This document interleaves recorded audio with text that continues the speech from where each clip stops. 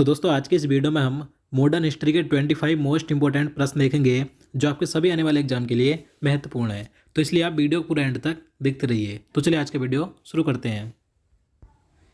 तो यहाँ पर आज का पहला क्वेश्चन है, प्लासी की लड़ाई जो कि 1757 में हुई थी, तो इसमें अंग्रेजी सेना का नेतृत्व किसने किया था। तो देखिए, अगर आपको पहले से किसी क्वेश्चन का आंसर पता है तो आप नीचे कमेंट बॉक्स में जरूर बताइएगा ताकि आप इस वीडियो के माध्यम से अपना रिवीजन कर सकें। तो इसका आंसर क्या हो जाएगा? ऑप्शन ए हो जाएगा रॉबर्ट क्लाइव ने। तो देखिए, जो प्लासी की लड़ाई थी यानी कि प्लासी का युद्ध था, तो कब हुआ था? तो डेट कई बार पूछी जाती है। तो प्लासी का युद्ध 23 जून 1757 को हुआ था। किसके बीच हुआ था? तो अंग्रेजों और बंगाल के नवाब सिराजुद्दौला के बीच हुआ था। इस युद्ध में अंग्रेजी सेना का नेतृत्व किया था रॉबर्ट क्लाइव ने, और रॉबर्ट क्लाइव ने इस युद्ध में सिराजुद्दौला को हरा दिया था। तो आपको डेट याद रखनी है, प्लासी का युद्ध 23 जून 1757 को हुआ था। चलिए अगला क्वेश्चन देखते हैं। बक्सर के युद्ध में अंग्रेजी सेना का नेतृत्व करने वाला कौन था? तो इसका आंसर ऑप्शन सी हो जाएगा हेक्टर मुनरो। तो देखिए, जो बक्सर का युद्ध हुआ था, कब हुआ था? तो डेट याद रखनी है। बक्सर का युद्ध 22 अक्टूबर 1764 को लड़ा गया था। किसके बीच हुआ था? तो देखिए, इस युद्ध में बंगाल के नवाब मीर कासिम, अवध के नवाब शुजाउद्दौला और मुगल बादशाह शाह आलम द्वितीय की सेना अंग्रेजों से लड़ रही थी, और अंत में इस युद्ध में अंग्रेजों की जीत हुई थी, और इस युद्ध की समाप्ति के बाद इलाहाबाद की संधि हुई थी। तो आपको सभी पॉइंट याद रखने हैं। चलिए अगला क्वेश्चन है, बंगाल का द्वैध शासन कब से कब तक चला था? तो इसका आंसर ऑप्शन सी हो जाएगा 1765 से 1772 तक। तो देखिए, बंगाल में जो द्वैध शासन लगाया गया था, तो यह इलाहाबाद की संधि के अंतर्गत 1765 में रॉबर्ट क्लाइव के द्वारा लगाया गया था। तो ये कब से कब तक चला था? तो 1765 से 1772 तक चला था। और देखिए, ये जो द्वैध शासन लगाया गया था बंगाल में, तो ये बंगाल के अतिरिक्त बिहार और उड़ीसा में भी लागू किया गया था। अब देखिए, द्वैध शासन क्या होता है? तो एक ही राज्य में दोहरा शासन, यानी कि एक ही राज्य में दो शासकों का शासन। तो आपको याद रखना है। चलिए अगला क्वेश्चन देखते हैं। बंगाल में द्वैध शासन किसने समाप्त किया था? तो इसका आंसर ऑप्शन बी हो जाएगा वारेन हेस्टिंग्स ने। तो देखिए, मैंने आपको पहले बताया कि जो बंगाल में द्वैध शासन लगाया गया था 1765 में लगा था। किसके द्वारा लगा था, यानी किसने लगाया था? तो रॉबर्ट क्लाइव ने लगाया था, और समाप्त हुआ था 1772 में। अब समाप्त किसने किया था? तो वारेन हेस्टिंग्स ने किया था। तो आपको सभी याद रखना है। चलिए आगे देखते हैं। द्वैध शासन का जनक किसे माना जाता है? तो इसका आंसर ऑप्शन डी हो जाएगा लियोनेल कर्टिस को।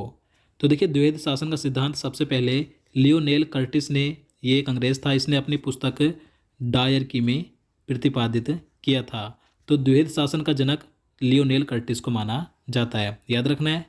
चलिए नेक्स्ट क्वेश्चन है, क्वेश्चन नंबर 6 है, वर्ष 1798 ईस्वी में लॉर्ड बेलेजली द्वारा प्रस्तावित सहायक संधि को स्वीकार करने वाला सबसे पहला भारतीय शासक कौन था? तो इसका आंसर ऑप्शन बी हो जाएगा हैदराबाद का निजाम।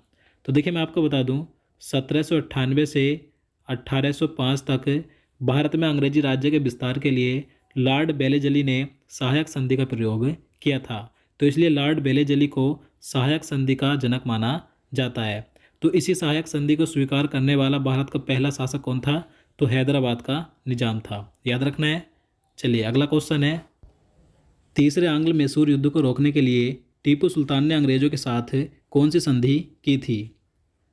तो इसका आंसर ऑप्शन बी हो जाएगा श्रीरंगपट्टनम की संधि, जो कि 1792 में हुई थी। अब देखिए, मैं आपको बता दूं कि जो आंग्ल मैसूर युद्ध हुए थे, कितने हुए थे? तो कुल 4 आंग्ल मैसूर युद्ध लड़े गए थे। हम आपको सभी क्रम से बता देता हूँ। देखिए, जो प्रथम आंग्ल मैसूर युद्ध हुआ था, तो इसमें कौन सी संधि हुई थी? तो इसमें मद्रास की संधि हुई थी। जबकि दूसरे आंग्ल मैसूर युद्ध में मंगलोर की संधि हुई थी। और जो तीसरा आंग्ल मैसूर युद्ध हुआ था, इसमें श्रीरंगपट्टनम की संधि हुई थी। और चौथे आंग्ल मैसूर युद्ध में टीपू सुल्तान की मृत्यु हो गई और आंग्ल मैसूर संघर्ष भी समाप्त हो गया था। तो इस तरीके से 3 आंग्ल मैसूर युद्ध में संधि हुई थी। आपको तीनों याद रखनी है। पहले में मद्रास की संधि, दूसरे में मंगलोर की संधि, और तीसरे में श्रीरंगपट्टनम की संधि हुई थी। चलिए आगे देखते हैं, राज्य हड़प नीति किसके द्वारा लागू की गई थी? तो देखिए, मोस्ट इंपॉर्टेंट क्वेश्चन है, कई बार पूछा जाता है कि जो राज्य हड़प नीति थी किसने लागू की थी? तो लॉर्ड डलहौजी ने लागू की थी। तो इसका आंसर ऑप्शन डी हो जाएगा लॉर्ड डलहौजी ने, याद रखना है। चलिए अगला क्वेश्चन देखते हैं, क्वेश्चन नंबर 9 है, किस सिख गुरु ने फारसी में जफरनामा लिखा था? तो इसका आंसर ऑप्शन सी हो जाएगा गुरु गोविंद सिंह ने। तो देखिए गुरु गोविंद सिंह सिखों के 10वें गुरु थे। तो इन्होंने मुगल बादशाह औरंगजेब को जफरनामा लिखा था जिसकी भाषा थी फारसी। जफरनामा का अर्थ होता है विजय पत्र। तो आपको याद रखना है। किस सिख गुरु ने गुरु नानक जी की जीवनी लिखी थी? तो इसका आंसर ऑप्शन डी हो जाएगा गुरु अर्जुन देव ने। तो देखिए सिखों के प्रथम गुरु गुरु नानक जी की जीवनी किसने लिखी थी? तो गुरु अर्जुन देव ने लिखी थी। गुरु अर्जुन देव सिखों के 5वें गुरु थे। याद रखना है। अगला क्वेश्चन है, सिखों के सैन्य संप्रदाय खालसा पंथ का प्रवर्तन किसने किया था? तो देखिए महत्वपूर्ण प्रश्न है। तो इसका आंसर ऑप्शन सी हो जाएगा गुरु गोविंद सिंह ने। तो देखिए जो सिखों का सैन्य संप्रदाय खालसा पंथ, तो इसका प्रवर्तन यानी कि इसकी स्थापना की थी गुरु गोविंद सिंह ने। और गुरु गोविंद सिंह सिखों के 10वें गुरु थे। अगला क्वेश्चन है, टीपू सुल्तान की राजधानी क्या थी? तो देखिए जो टीपू सुल्तान था ये मैसूर साम्राज्य का शासक था। तो इसकी जो राजधानी थी क्या थी? तो श्रीरंगपट्टनम थी। तो इसका आंसर ऑप्शन डी हो जाएगा श्रीरंगपट्टनम। और देखिए टीपू सुल्तान के पिता का क्या नाम था? तो हैदर अली था। अगला क्वेश्चन है, दुनिया का पहला मिसाइल मैन किसे कहा जाता है? तो इसका आंसर ऑप्शन डी हो जाएगा टीपू सुल्तान को। टीपू सुल्तान को दुनिया का पहला मिसाइल मैन कहा जाता है। अब देखिए क्यों कहा जाता है? क्योंकि देखिए टीपू सुल्तान ने युद्ध के दौरान छोटी छोटी मिसाइलों का प्रयोग किया था, इसलिए टीपू सुल्तान को दुनिया का पहला मिसाइल मैन कहा जाता है। अब देखिए बात करें कि भारत का मिसाइल मैन किसे कहा जाता है? तो APJ अब्दुल कलाम को कहा जाता है। याद रखना है। चलिए आगे देखते हैं। 1757 में सिराजुद्दौला को किसके द्वारा पराजित किया गया था? तो देखिए मैं आपको पहले ही बता चुका हूँ कि 23 जून 1757 को प्लासी का युद्ध हुआ था। तो इस युद्ध में जो अंग्रेजी सेना का नेतृत्व किया था रॉबर्ट क्लाइव ने किया था। तो रॉबर्ट क्लाइव ने इस युद्ध में सिराजुद्दौला को हराया था। तो इसलिए इसका आंसर क्या हो जाएगा? ऑप्शन सी हो जाएगा। रॉबर्ट क्लाइव ने 1757 में प्लासी के युद्ध में सिराजुद्दौला को हरा दिया था। चलिए अगला क्वेश्चन देखते हैं। क्वेश्चन नंबर 15 है, सुंगोली की संधि जो कि 1816 ईस्वी में हुई किसके बीच संपन्न हुई थी?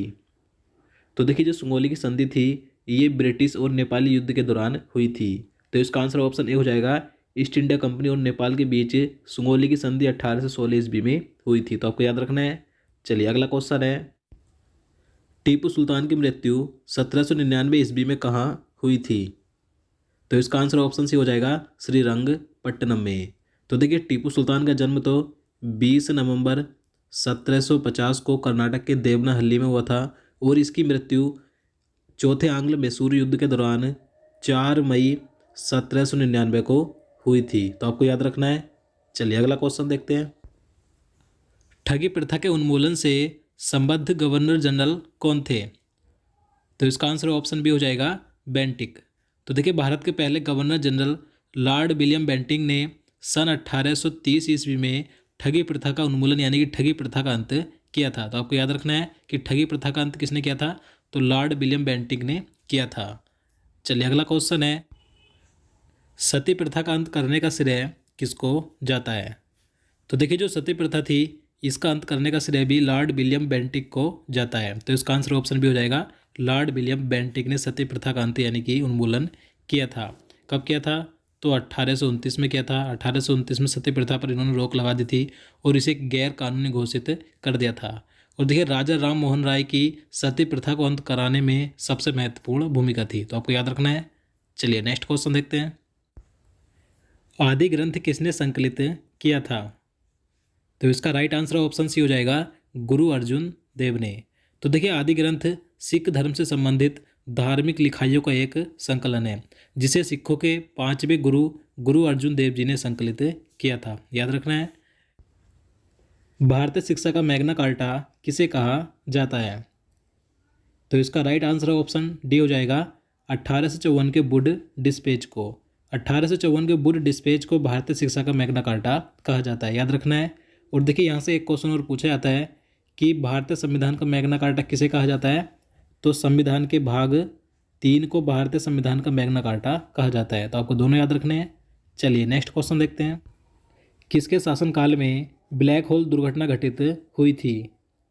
तो इसका आंसर ऑप्शन सी हो जाएगा सिराजुद्दौला के शासनकाल में। देखिए ब्लैक होल दुर्घटना यानी कि ब्लैक होल त्रासदी एक ऐसी घटना है जो भारतीय इतिहास के अंधेरे पक्ष को दर्शाती है। देखिए 20 जून 1756 ईस्वी को बंगाल के नवाब सिराजुद्दौला ने 146 अंग्रेजों को, जिसमें कि स्त्री और बच्चे भी थे, तो इन्हें एक बंद कमरे में कैद कर दिया था, जिसमें सिर्फ 23 पुरुष ही जीवित बचे थे, बाकी सबकी मृत्यु हो गई थी। तो ये थी ब्लैक होल दुर्घटना जो की थी सिराजुद्दौला ने, याद रखना है। चलिए अगला क्वेश्चन है, किसके समय में कलकत्ता में प्रथम न्यायालय की स्थापना की गई थी? तो इसका आंसर ऑप्शन डी हो जाएगा, वारेन हेस्टिंग्स के समय में। तो देखिए भारत का सबसे पुराना उच्च न्यायालय कलकत्ता उच्च न्यायालय, जिसकी स्थापना 2 जुलाई 1862 को वारेन हेस्टिंग्स के समय में हुई थी, तो आपको याद रखना है। चलिए अगला क्वेश्चन देखते हैं, निम्नलिखित भारतीय शासकों में से कौन था जिसने विदेशों में आधुनिक पद्धति से दूतावास स्थापित किए थे? तो इसका आंसर है ऑप्शन डी, टीपू सुल्तान ने। देखिए टीपू सुल्तान ने विदेशों में आधुनिक पद्धति से अपने दूतावास स्थापित किए थे, तो आपको याद रखना है। चलिए अगला क्वेश्चन है, अहमद शाह अब्दाली के प्रथम आक्रमण के समय मुगल सम्राट कौन था? तो इसका आंसर है ऑप्शन ए, मोहम्मद शाह। इसका पूरा नाम है, यानी कि इसे मोहम्मद शाह रंगीला भी कहा जाता है। तो देखिए जो अहमद शाह अब्दाली था ये नादिर शाह का सेनापति था। नादिर शाह की मौत के बाद ये अफगानिस्तान का शासक बना था। उसके बाद इसने भारत पर 1748 ईस्वी से 1767 के बीच भारत पर 7 बार आक्रमण यानी कि 7 बार चढ़ाई की थी। इसने जो पहला आक्रमण किया था 1748 में किया था, कहाँ पर किया था? पंजाब पर किया था, जो कि असफल रहा था। तो किसके समय में हुआ था? तो मोहम्मद शाह रंगीला के समय में हुआ था। चलिए आगे देखते हैं, अहमद शाह अब्दाली ने भारत पर 7 बार आक्रमण किए, जिनमें सर्वाधिक 3 बार आक्रमण किस मुगल शासक के समय में हुए थे? तो इसका आंसर ऑप्शन डी हो जाएगा, शाह आलम द्वितीय के समय में। तो देखिए मैं आपको पहले ही बता चुका हूँ कि अहमद शाह अब्दाली ने भारत पर कुल 7 बार आक्रमण किया था, जिसमें कि सर्वाधिक 3 बार आक्रमण किस मुगल शासक के समय में हुआ था? तो शाह आलम द्वितीय के समय में हुआ था, याद रखना है। तो दोस्तों आज के लिए इतना ही, उम्मीद करता हूँ आपको वीडियो पसंद आया होगा। अगर आपको वीडियो अच्छा लगा हो, आपके लिए हेल्पफुल हो, तो प्लीज़ वीडियो को लाइक और शेयर करना, साथ ही चैनल को भी सब्सक्राइब कर लेना। तो चलिए मिलते हैं नेक्स्ट वीडियो में। जय हिंद, जय भारत।